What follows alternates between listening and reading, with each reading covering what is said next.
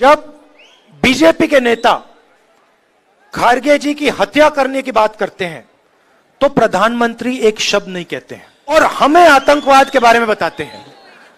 Congress party के नेता, 2 प्रधानमंत्री और 1 चीफ मिनिस्टर आतंकवाद के कारण मारे गए, शहीद हुए। प्रधानमंत्री जी, मेरे परिवार के 2 सदस्य शहीद हुए हैं। किधर है? आप मुझे आतंकवाद के बारे में कैसे सिखाओगे? आप तो 24 घंटा सिक्योरिटी पीछे छुपे रहते हो। जनता के बीच में आओ, जनता के साथ चलो। और आपके नेता, जब हमारे नेता खारगे जी की हत्या करने की बात करते हैं तो इसके बारे में आपको बोलना चाहिए। खारगे जी के बारे में तमीज से बात करनी चाहिए आपको। 3 साल हुए, आपकी जो सरकार थी आपसे चोरी की गई। आपने चुना किसी को और आपकी सरकार किसी और की बन गई। एमएलएज को खरीद कर, उनको पैसा देकर सरकार चोरी की गई। और भाइयों और बहनों, जो सरकार चोरी से बनती है वो सरकार चोरी ही करे, उसको और कुछ मालूम ही नहीं होगा। कर्नाटक में मैं भारत जोड़ो यात्रा में चला था। 550 किलोमीटर चले, आपके साथ चले, माताओं बहनों के साथ, युवाओं के साथ, बुजुर्गों के साथ, हम पूरे स्टेट में पैदल निकले। क्यों चले? क्योंकि हम भारत को और कर्नाटक को जोड़ना चाहते थे, नफरत मिटाना चाहते थे, हिंसा को खत्म करना चाहते थे। और यात्रा में आपने हमें 2-3 चीजें कही। आपने कहा कि बेरोजगारी और महंगाई सबसे बड़े मुद्दे हैं।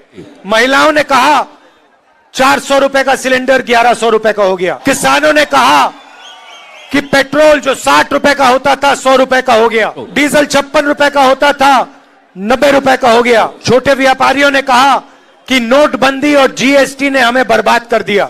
और आप सब के सब लोगों ने कहा कि कर्नाटक की सरकार 40% कमीशन चोरी की सरकार है।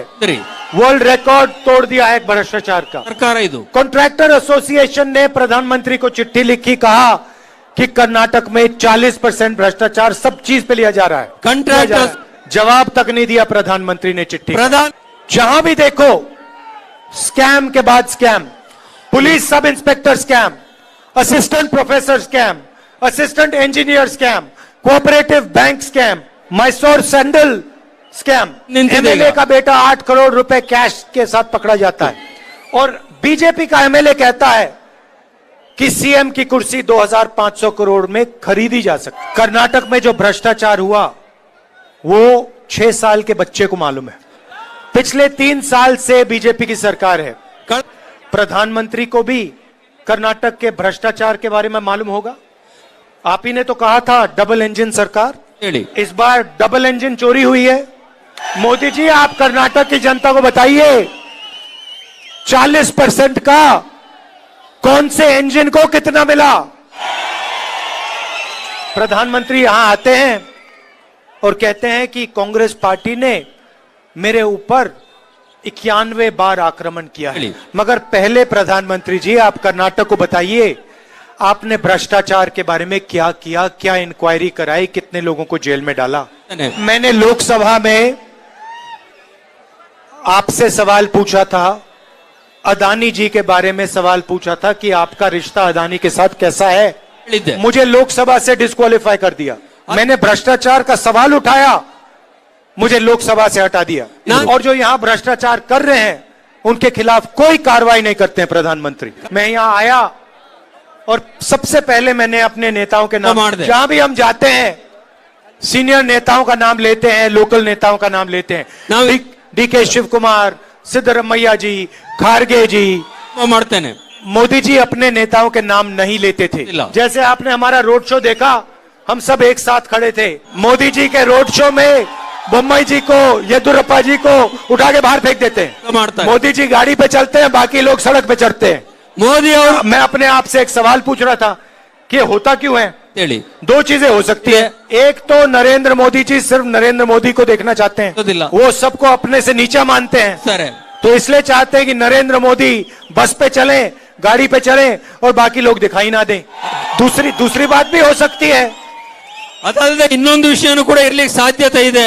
ये भी हो सकता है कि नरेंद्र मोदी जानते हैं कि येडियुरप्पा जी, बोम्मई जी, ये सारे जो हैं बिल्कुल भ्रष्ट हैं ಅಂತೇಳಿ. और नरेंद्र मोदी जी उनको आपसे छुपाना चाहते हैं, मगर पूरा कर्नाटका जानता है कि डबल इंजन की सरकार है. अगर कर्नाटक में चोरी हुई है तो दिल्ली को भी फायदा मिला होगा. नहीं तो प्रधानमंत्री कर्नाटक की सरकार के बारे में कुछ करते, ಬೇಕಾಗಿತ್ತು. कार्रवाई करते, एक्शन लेते किसी पर. तो पिछले 3 सालों के बारे में नरेंद्र मोदी जी ने कुछ नहीं कहा. भ्रष्टाचार, बेरोजगारी, महंगाई के बारे में एक शब्द नहीं कहते. मणिपुर में आग लगी हुई है, लोग मारे जा रहे हैं, प्रधानमंत्री को कुछ लेना देना नहीं, होम मिनिस्टर को कुछ लेना देना नहीं. नफरत की राजनीति का नतीजा है ದ್ವೇಷ जो मणिपुर में हो रहा है. अगर मणिपुर आज जल रहा है तो नफरत की राजनीति के कारण जल रहा है. और इस राजनीति के खिलाफ हमने भारत जोड़ो यात्रा चालू की थी और यही हमारी विचारधारा है. प्रधानमंत्री ने पिछले 4 सालों के बारे में कुछ नहीं बोला, आने वाले समय के बारे में भी नहीं बोलते. कर्नाटक के युवाओं के लिए क्या करोगे, कर्नाटक की माताएं बहनों के लिए क्या करोगे, कर्नाटक के किसानों के लिए क्या करोगे, गिग वर्कर्स के लिए क्या करोगे. ये चुनाव कर्नाटक की जनता का चुनाव है, नरेंद्र मोदी का चुनाव नहीं है.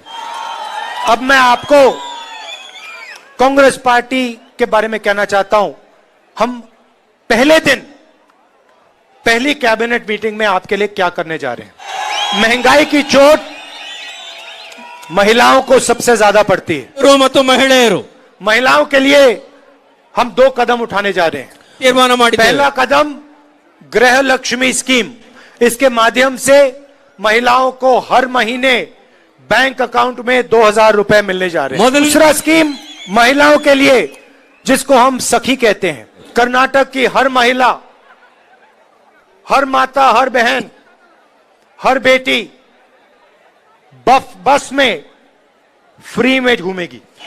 कर्नाटक की बस में महिला को 1 पैसा नहीं देना पड़ेगा. महिलाओं के लिए आपने ये कर दिया, युवाओं के लिए क्या कर रहे हो. नरेंद्र मोदी जी ने आपको बेरोजगारी दी, रोजगार पैदा करने की बात की थी, रोजगार हिंदुस्तान में खत्म कर दिया है. 2.5 लाख सरकारी नौकरियां खाली पड़ी हैं. स्कूल्स, कॉलेजेस, अस्पताल प्राइवेटाइज हो रहे हैं, जिसको हम युवा निधि कहते हैं. कर्नाटक के हर ग्रेजुएट को हर महीने 3000 रुपए सरकार देगी बैंक अकाउंट में. और डिप्लोमा होल्डर्स को 1500 रुपए हर महीने 2 साल के लिए. अब आप कहोगे महिलाओं के लिए आपने बोल दिया, युवाओं के लिए आपने बोल दिया, तो बीपीएल फैमिलीज जो हैं, परिवार हैं, उनके लिए क्या होगा. हम चाहते हैं कि कर्नाटक में कोई भी भूखा ना सोए. हर बीपीएल परिवार के हर मेंबर को 10 किलो चावल मिलेगा. 5वां वायदा गृह ज्योति. हम चाहते हैं कि कर्नाटक में सब बच्चे शाम को पढ़ाई कर पाएं. हर घर में बिजली होनी चाहिए. इसलिए गृह ज्योति के माध्यम से 200 यूनिट बिजली के मुफ्त में कर्नाटक की सरकार देने जा रही है. अब यहाँ किसान कहेंगे आपने सबके लिए काम कर दिया, हमारे लिए क्या किया. नरेंद्र मोदी जी ने आपको 5 काले कानून दिए, आपसे चोरी करने की कोशिश की. इसीलिए कर्नाटक में कांग्रेस पार्टी की सरकार 5 साल के अंदर 1.5 लाख करोड़ रुपए किसानों के हित को देगी. नरेंद्र मोदी की सरकार ने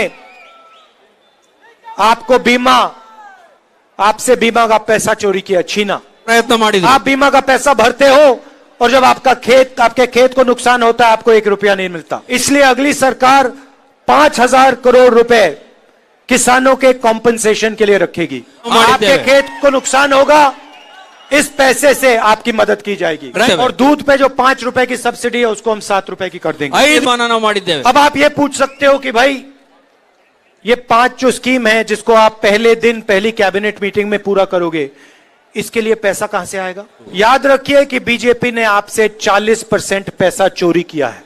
मोदी जी उन नेताओं के नाम तक नहीं ले सकते. मैंने पिछली मीटिंग में 2-3 मीटिंग पहले कहा था कि नाम तक नहीं लेते हैं, तो 1-2 बार नाम ले लिया, मगर 40% पैसा उन्होंने चोरी किया था. कांग्रेस पार्टी की सरकार ईमानदार सरकार होगी और आपका जो पैसा है वो पूरा का पूरा आपको देगी. जितना पैसा इन्होंने आपसे चोरी किया है उतना पैसा इन स्कीम के माध्यम से हम आपके जेब में वापस डालेंगे. हमारी सरकार अरबपतियों की सरकार नहीं होगी. गरीबों की, किसानों की, मजदूरों की, युवाओं की सरकार होगी और हम आपकी रक्षा करेंगे। आपसे कहा कि चुनाव जीतने के बाद हम पहला कदम क्या उठा रहे हैं। बीजेपी के लोगों को और प्रधानमंत्री को भी कह देना चाहिए कि वो क्या करने जा रहे हैं।